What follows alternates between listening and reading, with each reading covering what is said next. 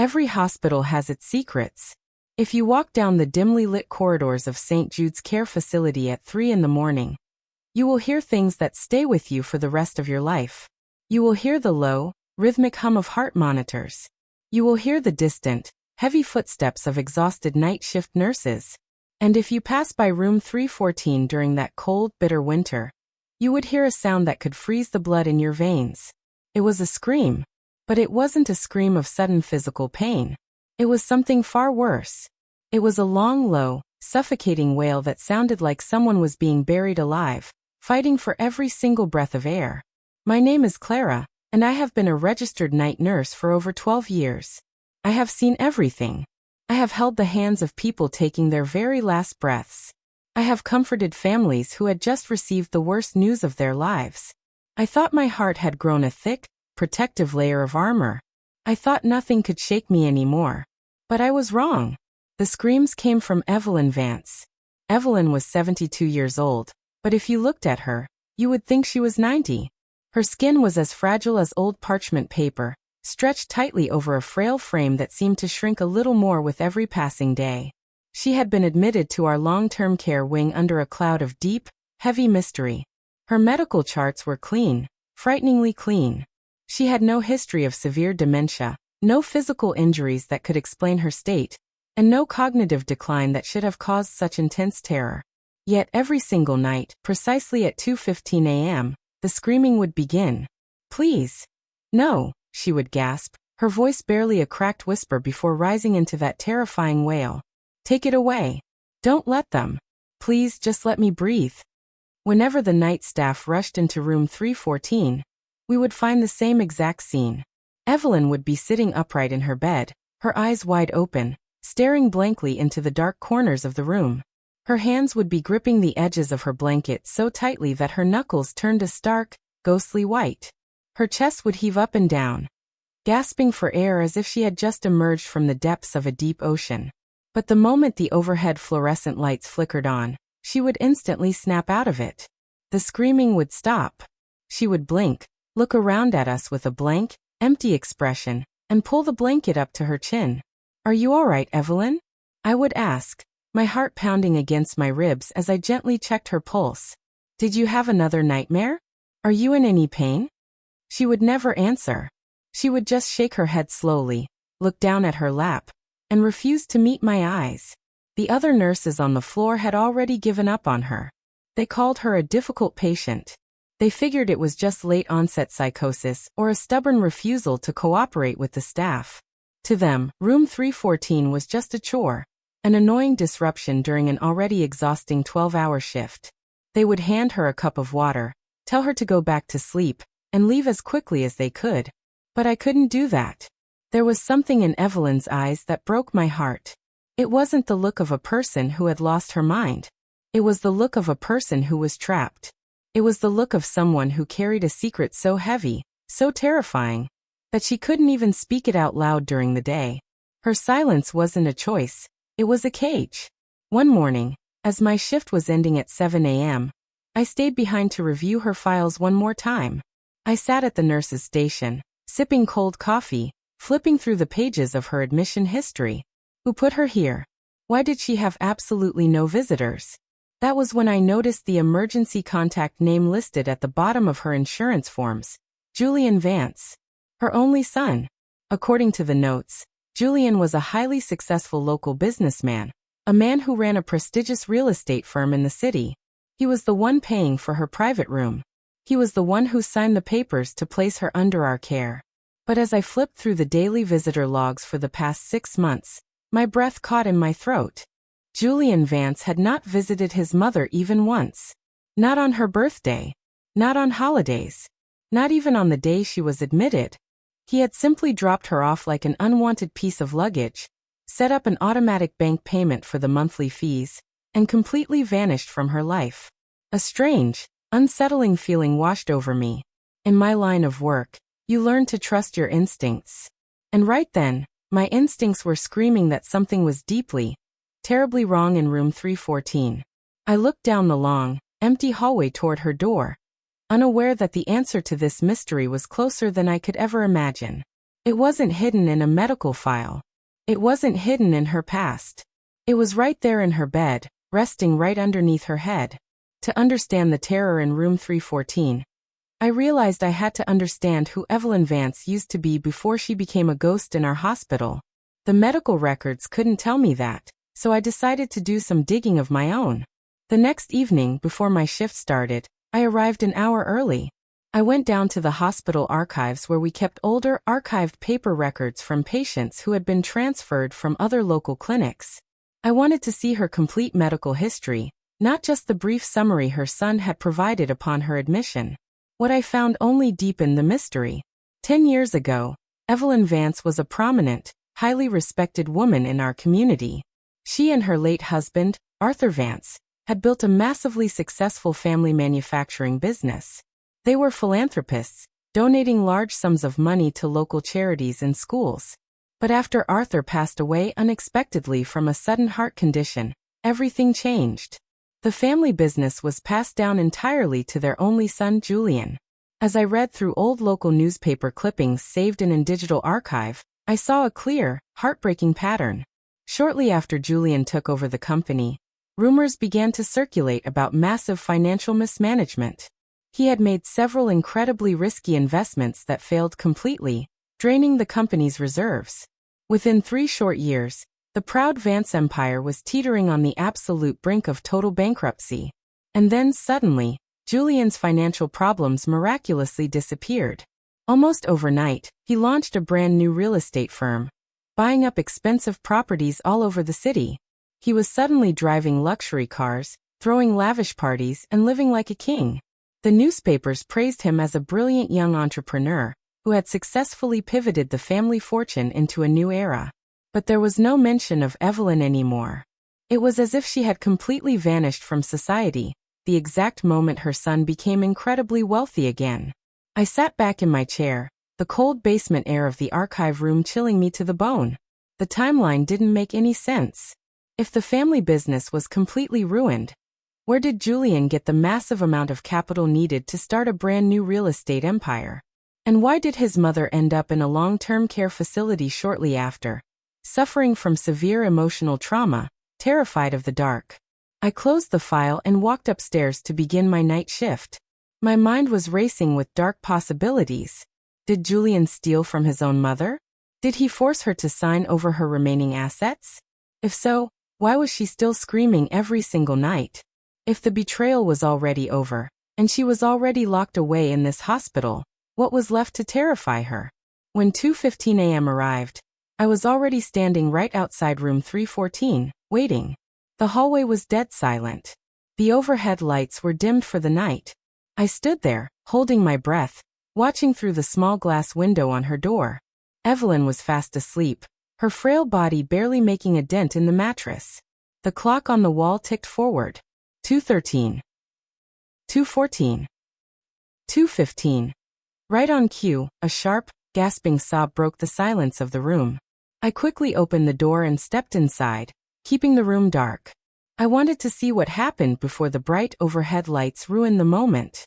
I crept closer to her bed. Evelyn was twisting and turning violently, her head thrashing from side to side. She was clawing at her throat, gasping desperately for air, as if someone invisible was holding a heavy hand over her mouth. "No. Please, Julian," she choked out, her voice filled with an agony that tore at my soul. "Don't make me sign it. Don't leave me here.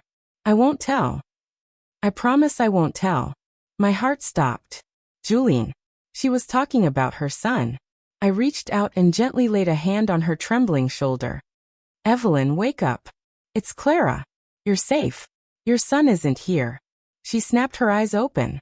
In the faint green glow of the heart monitor, I saw an expression of absolute, paralyzing horror in her eyes.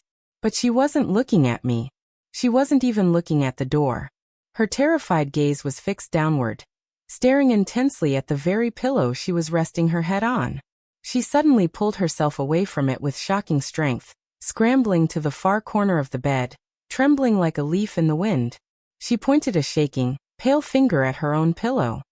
"It's watching me," she whispered, her voice cracking with pure terror. "The truth is inside it.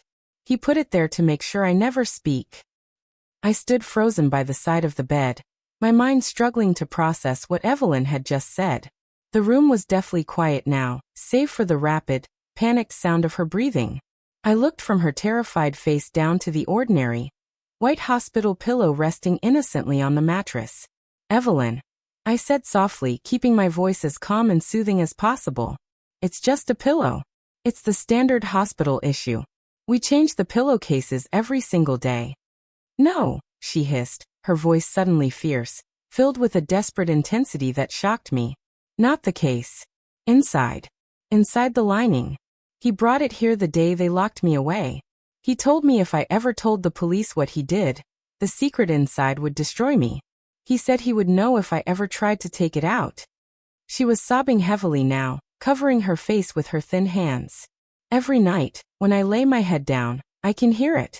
I can hear the weight of what he did. It suffocates me, Clara. It's breathing down my neck." I knew that many patients in long-term care suffered from vivid delusions.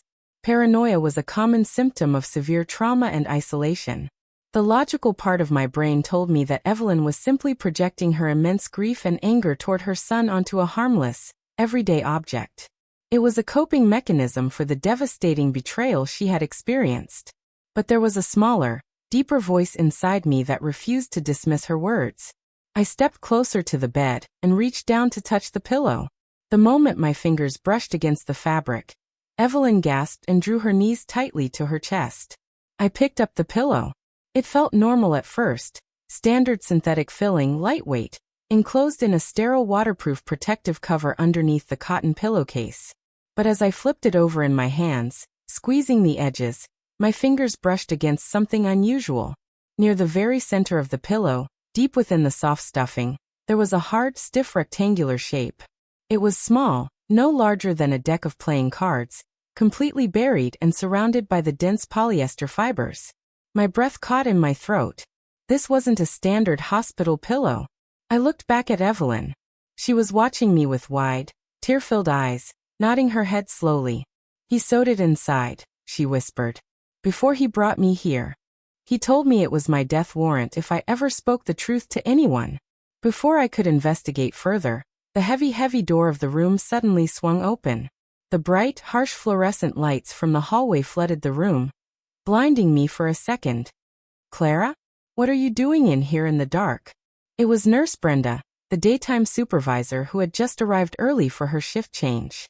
She was a stern, no-nonsense woman who had zero patience for problem patients or deviations from hospital protocol. She looked at me holding the pillow, then looked at Evelyn huddled in the corner of the bed, and narrowed her eyes in deep disapproval. "I heard a disruption," I stammered, quickly placing the pillow back onto the bed, trying to act natural. Evelyn had another severe night terror. I was just calming her down and adjusting her bedding. Brenda sighed heavily, walking over to the medical cart. "You spend entirely too much time in this room, Clara. She needs her sedatives adjusted, not her pillows fluffed. Leave her be and come finish your morning reports. The shift change meeting starts in 10 minutes. I looked down at Evelyn, who had immediately shut down, pulling her blanket back over her face, returning to her usual protective shell of absolute silence. "Yes, Brenda. I'm coming," I said quietly. As I walked out of room 314, my mind was spinning out of control. Evelyn wasn't crazy. She wasn't hallucinating. There was something physically hidden inside that pillow. A secret that her wealthy, powerful son had went to extreme lengths to conceal. A secret that was actively torturing an innocent, frail elderly woman every single night. I knew that tampering with a patient's personal property was a severe violation of hospital policy. If I got caught, I could lose my nursing license, my career, and everything I had worked so hard for. But as I looked at my hands, still tingling from the memory of that hard, hidden object, I knew I couldn't just ignore it. Justice demanded that I find out the truth. The next night, the atmosphere in the hospital felt heavier than usual. A thick, dark storm was rolling in over the city, and rain was pelting violently against the glass windows of the long-term care wing. The hallways were entirely deserted, and the dim night lights cast long, eerie shadows across the floors. I couldn't focus on any of my regular duties. Every time I filled out a chart or checked a patient's vitals, my mind kept drifting right back to room 314. I had formed a dangerous, risky plan, and the sheer anxiety of what I was about to do made my stomach twist into painful knots. I waited patiently until 3 a.m. By this time, the rest of the night staff were huddled in the break room downstairs, drinking coffee and trying to stay awake through the grueling shift. The hallway was completely mine. I grabbed a small pair of sterile surgical scissors from the supply closet and slipped them deep into the front pocket of my scrubs. My heart was pounding so loudly against my chest that I was terrified someone would hear it. I quietly turned the handle of room 314 and stepped inside. Evelyn was not sleeping. She was sitting upright in the dark, her eyes wide, staring directly at the door as if she had been waiting for me all night. The room was cold, the only sound being the rhythmic, hollow ticking of the wall clock. "Clara," she whispered, her voice trembling but remarkably clear. "Have you come to take it away?" "Evelyn," I said, my voice barely a whisper as I approached her bed. "I need to know what is inside that pillow. But if I do this, if I cut it open, there is no going back. Do you understand me? If your son finds out, I could lose my job. But I want to help you. I want to give you your peace back." 2 heavy tears rolled down Evelyn's weathered, wrinkled cheeks. She reached out with her frail, shaking hand and gently touched my arm. "Please, Clara. Break the cage. I can't live in this darkness for another day." That was all the permission I needed. I reached down and firmly pulled the pillow out from underneath her head. Evelyn leaned back against the hard metal headboard, holding her breath, her eyes locked onto my movements. I pulled off the white cotton pillowcase, exposing the standard inner protective cover. I ran my hands across the surface until my fingers located that distinct, hard, rectangular shape buried deep within the synthetic stuffing. It was placed precisely in the middle, wrapped tightly in layers of heavy fiber. I pulled the surgical scissors from my pocket. The cold steel glinted faintly in the dim green light of the heart monitor. My hands were shaking violently. If Nurse Brenda or security walked through that door right now, my career would be over in a single second. I would be fired, blacklisted, and possibly even charged with destroying property or abusing a vulnerable patient. Just do it, I told myself. For Evelyn. I pressed the sharp tip of the scissors into the tough fabric of the pillow. Snip. The sound of the fabric tearing felt deafeningly loud in the silent room. I lengthened the cut, making a clean, 4-inch opening right through the protective lining. I plunged my gloved hand deep into the soft, white polyester stuffing. I moved my fingers through the dense filling, searching, until my hand wrapped around the hard object. I pulled it out slowly, careful not to make a single sound. When my hand emerged into the light, I froze. My breath completely caught in my throat, and a cold wave of pure, unadulterated shock washed over me. It wasn't a weapon. It wasn't money. It was a small, high-quality digital voice recorder, wrapped tightly in a thick protective plastic seal to muffle any internal sounds, alongside a heavy, old-fashioned brass key and a folded, yellowed piece of legal paper. The recorder was old, but the digital display screen still flickered to life with a tiny, faint battery indicator when I pressed against it. My hands shook so intensely that I nearly dropped it onto the floor. "That's it," Evelyn whispered from the darkness, her voice filled with a mixture of profound relief and intense terror. "That is the evidence of his crime. That is what he did to his own father. And that is what he did to me." I stood there in the dim, flickering light of the hospital room, holding the key, the paper, and the digital recorder in my trembling hands. The sheer weight of what I was holding felt immense. This wasn't just a delusion. It was a tangible, undeniable secret. A piece of a dark puzzle that had kept an innocent woman imprisoned in her own mind for years. "What is this, Evelyn?" I asked, my voice barely a breathless whisper. "Listen to it," she pleaded, her eyes staring at the tiny device as if it were a dangerous snake. "Listen to what my son truly is. I could never bring myself to destroy it, and he knew it. He hid it there to torment me, knowing that as long as it was close to me, I would remember the price of my silence. I knew I couldn't stay in room 314 any longer. At any moment, another nurse could walk down the hallway for a routine check. "I'll be right back," I promised her. I carefully tucked the recorder, the key, and the folded paper into my deep scrub pockets. I quickly smoothed out the damaged pillow, flipping it over so the cut side faced downward against the bed, and pulled the clean pillowcase back over it. To anyone passing by, it looked completely untouched. I slipped out of the room and hurried down the hallway toward the staff locker rooms. It was the only place in the hospital that offered absolute privacy during the dead of night. I locked myself inside a small bathroom stall, my heart hammering violently against my ribs. I took out the small digital recorder. With trembling fingers, I pressed the play button. The audio quality was slightly muffled at first, filled with the loud, heavy sound of static. But then a voice broke through the noise.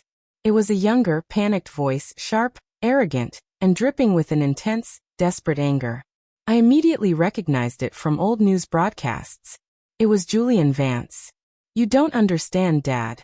Julian's voice shouted from the tiny speaker, echoing off the cold tile walls of the bathroom stall. "The company is completely gone if we don't do this. The investors are going to ruin me. All I need is your signature on the transfer documents.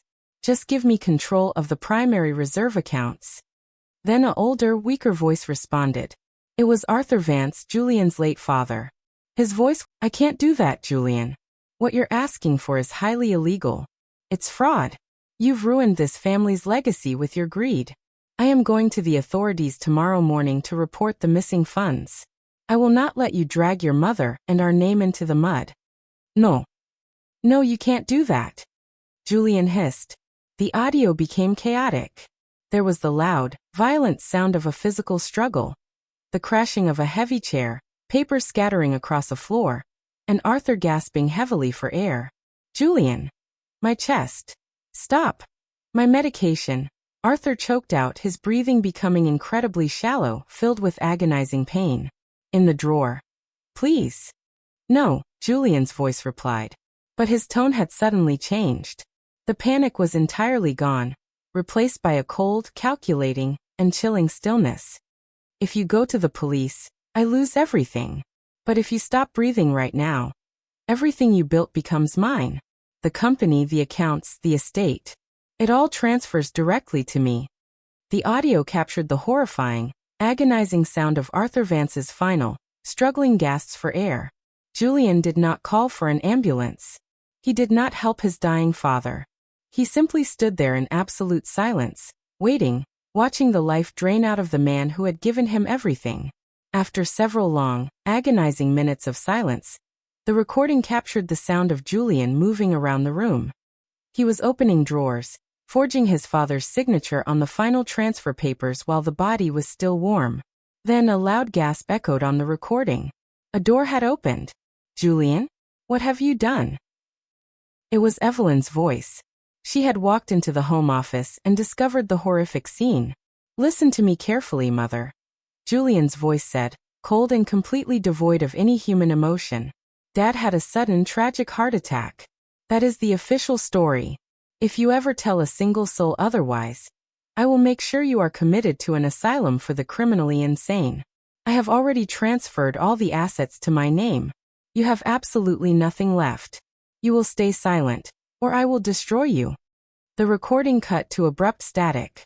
I sat on the cold floor of the bathroom stall, tears of absolute shock and horror streaming down my face. I had to cover my own mouth to suppress a loud scream. Julian Vance hadn't just betrayed his family. He had actively allowed his own father to perish to steal his fortune, and then he had psychologically tortured and imprisoned his own mother to keep his dark secret safe.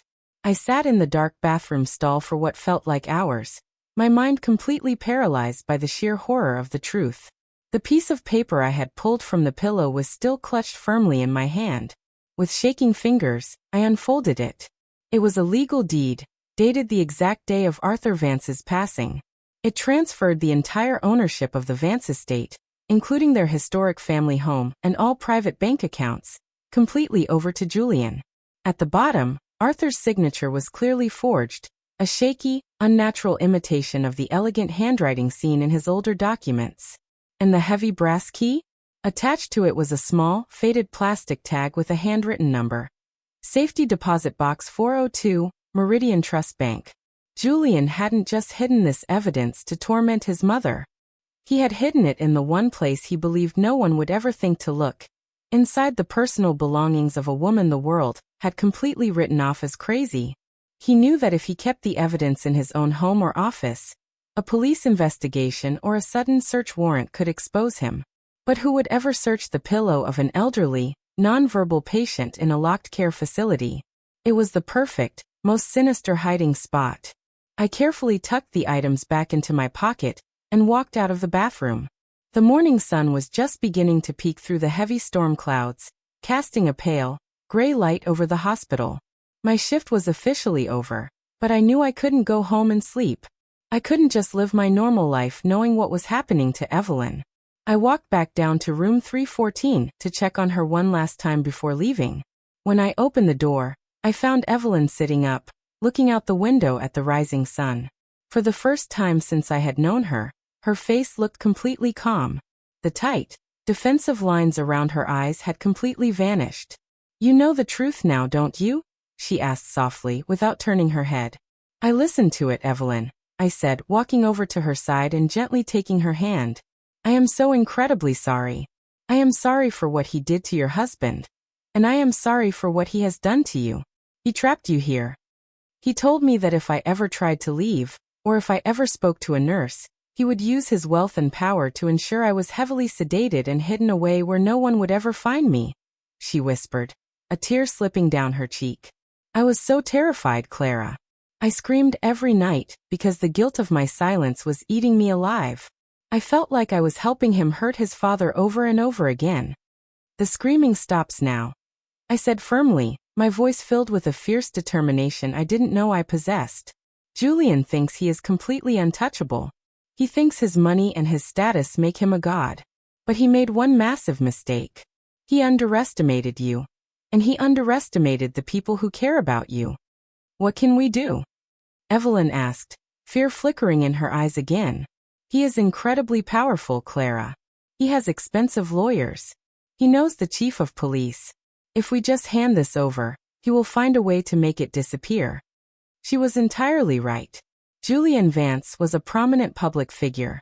If a regular night shift nurse walked into a police station with an old digital recorder, Julian's legal team would immediately claim the evidence was fabricated, stolen, or illegally obtained. They would turn the tables on me, destroy my credibility, and pull Julian out of harm's way before a real investigation could even begin. If we wanted true justice, we couldn't just play by their rules. We had to catch Julian in a trap of his own making.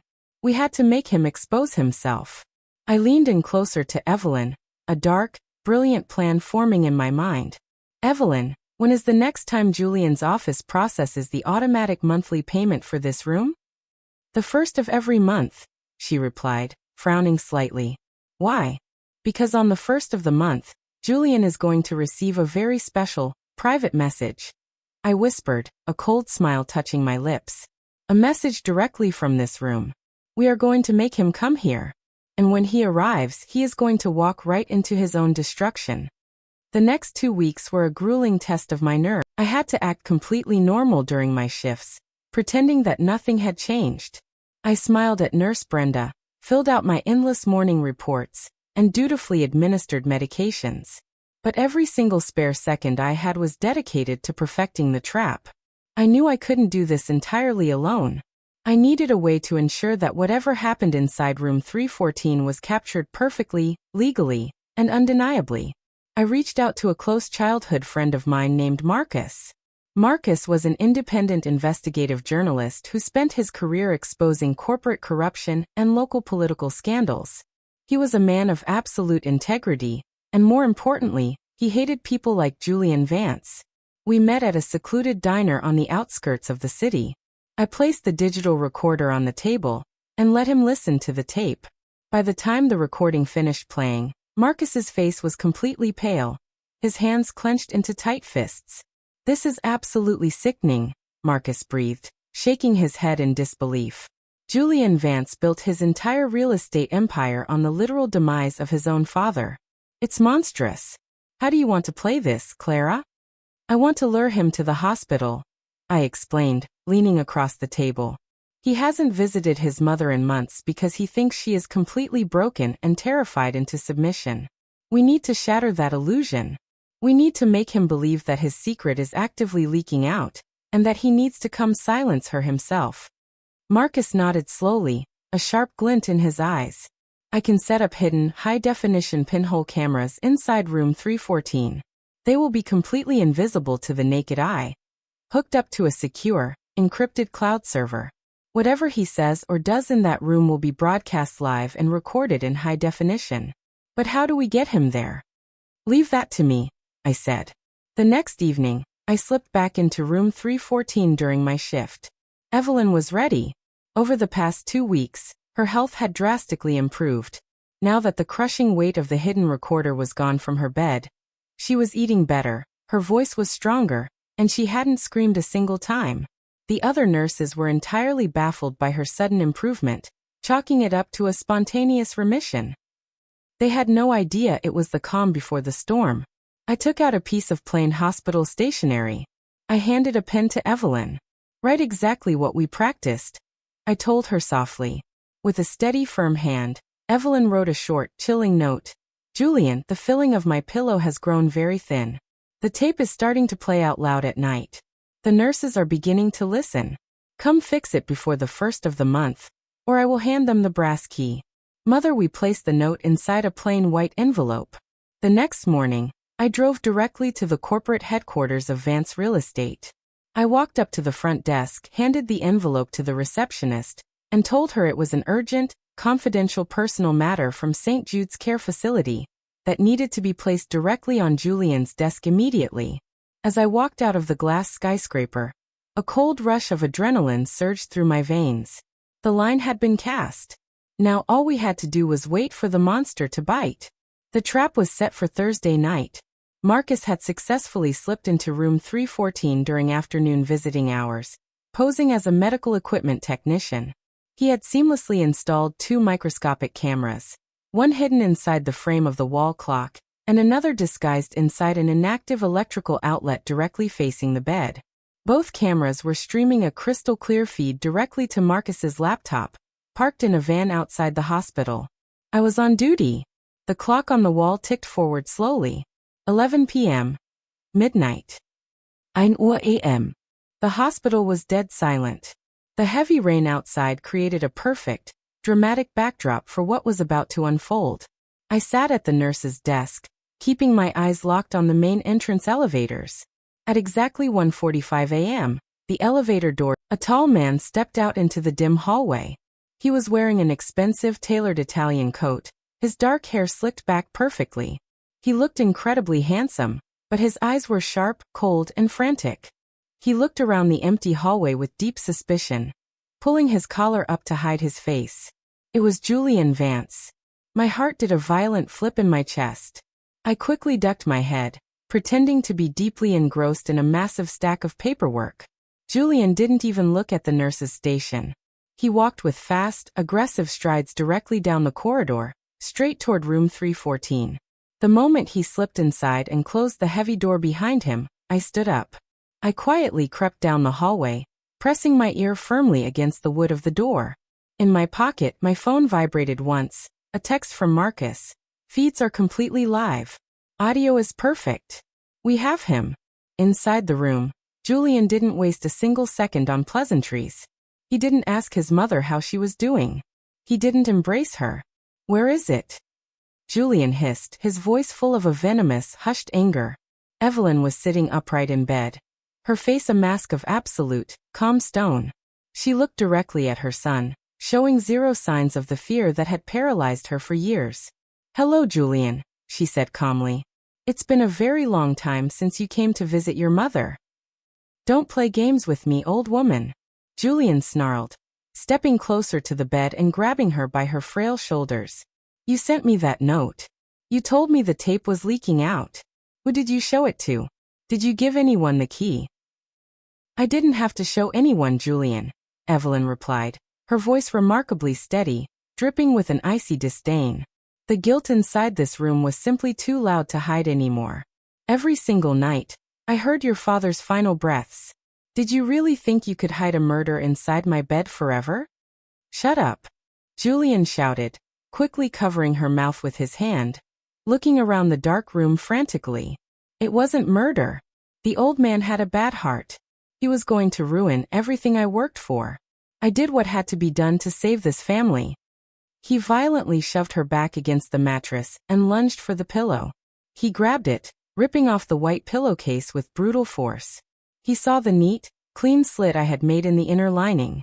He plunged his hand inside, tearing at the synthetic stuffing, throwing white handfuls of polyester all over the floor like snow. His hands searched frantically, but they came up completely empty. Julian froze. His face turned a stark, ghostly white in the dim light of the room.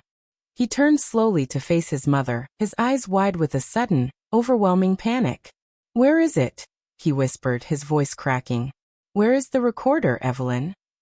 Evelyn smiled, a slow, powerful smile of absolute victory. "It's not in the pillow anymore, Julian. It's finally right where it belongs." Before Julian could process his mother's words, the heavy door of room 314 burst open with a resounding crash. Julian spun around, his face twisted in a mixture of rage and terror.